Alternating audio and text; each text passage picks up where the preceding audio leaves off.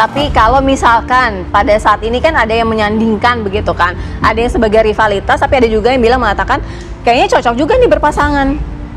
Kalau berpasangan kan secara undang-undang tidak bisa ya. Ya. Kalau untuk Ahok, kalau untuk Kaisang undang-undangnya dirubah. Belum bahas itu Jadi beda. gimana? Bahasanya Iya, bahasanya jawaban tadi dulu Bang. Tidak. Bahasanya tadi pertanyaan yang tadi soalnya. Baru. Iya, iya. Emang sengaja dipanasin nih kayak teh panas ya. Jadi ya kalau substansial ya. iya harusnya. Jadi undang-undangnya yang mengikuti dia gitu. Kalau Ahok tidak bisa gitu kan. Berita itu Anda percaya? Saya percaya dan ada lebih yang saya lebih percaya lagi. Apa itu? Bahwa tidak serta-merta sekarang hambatan Anies itu hanya pada persoalan partai. Tapi Ada kemungkinan lagi institusi hukum digunakan untuk mengadang Anies. Saya belum tahu. Tapi Sampai kemungkinan sejauh itu ada. Sampai sejauh itu. Mbak, di dalam rejim yang seperti ini, jangan ada satupun yang kita percaya. Isu penjagalan Anies Baswedan untuk berlaga di pemilu 2024 mengalir deras. Diasumsikan, Anies akan kehilangan panggung jika ia tidak lagi menjabat sebagai kepala daerah. Cara ini dianggap sebagai hal yang salah, karena Anies punya kemampuan untuk mengantisipasi cara-cara seperti itu. Sehingga, dia tidak akan terjegal untuk memenangi pemilu 2024. Anies hanya akan terjegal jika tidak ada parpol yang mencalonkannya di pemilu 2024. Waktu Pilpres, kita melihat bagaimana Anies dipanggil KPK dengan kasus yang mengada-ada. Terus sekarang menjelang kada. Terus kita menganggapan bahwa ini rejim sudah lebih baik. Nggak juga. Kita lihat aja ke depan. Mendingan kita perhatian dari sekarang gitu loh. Kan sekarang kalau sekarang lagi kena korban nih PDIP, Hasto. Korban apa? Oh. Itu Hasto, kasusnya udah berapa tahun tiba-tiba muncul, ada agenda apa di balik Benar ini? masih kok jadi korban sekarang. Silakan. Apalagi di Kalau Sandra atau gimana? saya tuh sekarang tidak lagi bisa melihat secara faktual, netral dalam konteks ini. Oh ya udah ini memang lagi berjalan. Enggak, ada agenda di balik ini. Tapi ini juga kemungkinan tidak akan terjadi, karena kemungkinan ada 3 partai yang mengusung Anies Baswedan di pemilu 2024. Terlalu mahal harga kepentingan publik yang dikorbankan. Ada kemungkinan Presiden Jokowi sedang melakukan testing the water terhadap kesetiaan partai-partai pendukungnya. Bahkan, elektabilitas Gubernur DKI Jakarta Anies Baswedan terus naik dan unggul dalam jajak pendapat yang dilakukan oleh lembaga survei Median. Hal itu membuat para buzzer istana naik pitam. Jakarta itu P3 pernah menjadi nomor 1 mengalahkan Golkar. Oke. Kemudian 2004 PKS nomor 1. Lalu 2009 Demokrat nomor 1. Lalu kemudian PDIP. Lalu kemudian sekarang kembali lagi PKS. Ya. Artinya bahwa masyarakat Jakarta itu sangat kritis dan sangat mudah untuk menghukum.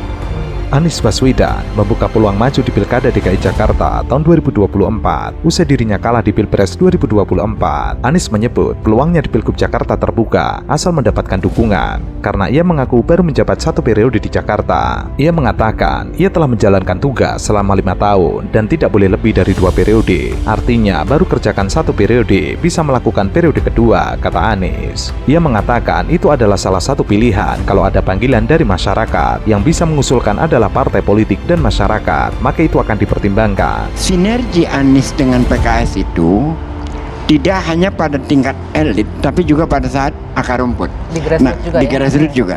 Jadi postingan itu seperti warning, hati-hati loh, ini grassroots Anda adalah simpatisan Anies, kira-kira gitu. Jadi jangan terlalu bermain-main dalam dinamika politik yang seperti ini. Tetapi awalnya bukan, kan di situ jelas ya dari investigasi Tempo kan. Gitu. Jadi mulainya dari sana aja sebenarnya. Hati-hati lo itu ke siapa? Ke PKS. Teman-teman. Oke. Gitu. Karena disebut PKS kan di situ. Iya. Anda apa melihat? Dan itu juga kan tidak ada sebuah strong point. pertanyaan saya Bung Geis, Anda percaya nggak itu? Saya percaya. Anies Baswedan digadang-gadang bakal maju kembali pada Pilkada DKI Jakarta tahun 2024. Partai Keadilan Sejahtera kembali buka suara soal pengusungan Anies Baswedan menjadi calon gubernur. Bahwa jika PKS punya kecocokan dengan Anies Baswedan dalam Pilkada DKI Jakarta 2024. Sebab sebagian warga DKI Jakarta menginginkan Anies kembali maju. Semua rata-rata menginginkan Anies maju kembali. Kalau memang cocok, why not? Tapi yang menarik adalah pernyataan Bang Idrus tadi bahwa strategi itu bahkan gini, dia bicara tentang gotong royong, membangun bangsa, Strateginya untuk mensukseskan bisa itu. maju gitu tadi kan. Jadi kalau saya misalkan ya, saya ini ketua himpunan alumni SMA Negeri 7. 2004 ini habis nih nanti saya nih. Saya sedang menyiapkan orang-orang pengganti saya yang terbaik 3 sampai 4 sampai 5. Yang penting nanti penerusnya bagus siapapun itu. Tetapi tidak sampai menghadang yang lain. Tapi kalau menurut Bang Idrus ini yang namanya gotong royong, anak bangsa salah satu orang terbaik, kalaupun sampai nggak bisa maju itu adalah strategi. Anies Baswedan sudah memiliki sebagian besar suara. Kebetulan yang menjadi juara dalam Pilkada DKI Jakarta adalah PKS. Paling tidak 18 kursi sudah mengantarkannya untuk menjadi calon gubernur. PKS tidak mungkin berdiri sendiri dalam mengusung Pilkada DKI Jakarta 2024. Ia berencana akan melakukan kerjasama lagi dengan Partai Nasdem dan PKB.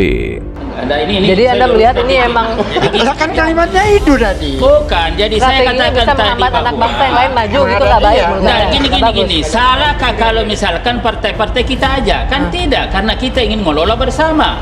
Nah, tinggal mereka kemudian mereka mau, lalu di sana misalkan tidak mendapat dukungan, apa kami salah? Kan tidak. Gitu Loh, Bang, kan hanya itu kan efek persoalannya. samping. Jadi Nah, sekarang bagaimana di sana, ngajak juga di sana. Nah, di sinilah ada namanya persaingan, dikatakan tadi Bung Ciko. Gitu loh. Nah, di dalam persaingan ini kan perlu dong. Tetapi persaingan kualitas. Jalan itu sudah dibuatkan gitu ya untuk Kaisang.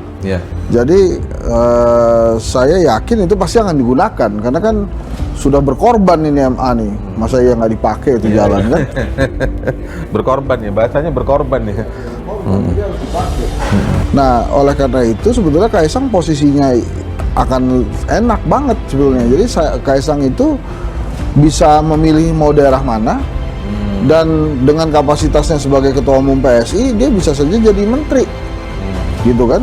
Jadi Mas Kaisang ini enak lah dia mengatur kira-kira mau di daerah mana. Kalau kira-kira di Jakarta itu penuh ya, dia bisa tunjuk juga dia mau di mana, di Jawa Tengah atau Putra bungsu Presiden Jokowi, Kaisang Pangarep, masuk dalam daftar tokoh yang diprediksi akan maju dalam Pilkada DKI Jakarta. Kaisang dianggap potensial maju dalam Pilkada DKI Jakarta, mengingat jabatannya kini sebagai Ketua Umum Partai Solidaritas Indonesia. Namun Kaisang rupanya belum cukup umur untuk mencalonkan diri sebagai gubernur. Mengacu pada Undang-Undang Nomor 7 Tahun 2017 tentang Pemilu dan Peraturan KPU Nomor 3 Tahun 2017 tentang pencalonan gubernur, bupati, wali kota, syarat minimal untuk menjadi calon gubernur dan wakil gubernur berusia 30 tahun. Sedangkan Kaisang yang lahir pada 25 Desember 1994 belum genap berusia 30 tahun saat Pilkada DKI Jakarta berlangsung. jalan itu sudah dibuatkan gitu ya untuk Kaisang.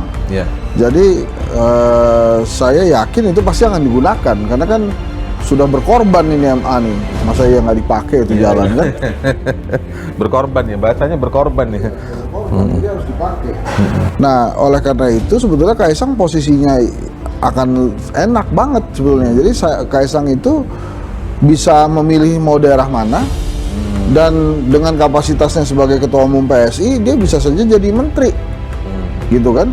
Jadi Mas Kaisang ini enak lah dia mengatur kira-kira mau di daerah mana. Kalau kira-kira di Jakarta itu penuh ya, dia bisa tunjuk juga dia mau di mana, di Jawa Tengah atau Pilkada DKI Jakarta diperkirakan akan berlangsung pada September atau November 2024. Ada sejumlah cara yang bisa dilakukan Kaisang jika ingin maju dalam Pilkada DKI Jakarta. Salah satunya dengan mengubah putusan Mahkamah Konstitusi yang sebelumnya meloloskan kakak Kaisang, Gibran Rakabuming Raka dalam Pilpres 2024. Hal itu bisa dimainkan lagi di MK dengan meminta bantuan Paman Usman.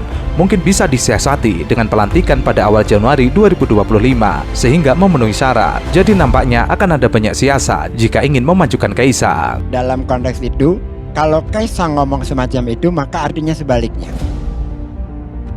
Oh begitu bacanya. Ya, artinya sebaliknya.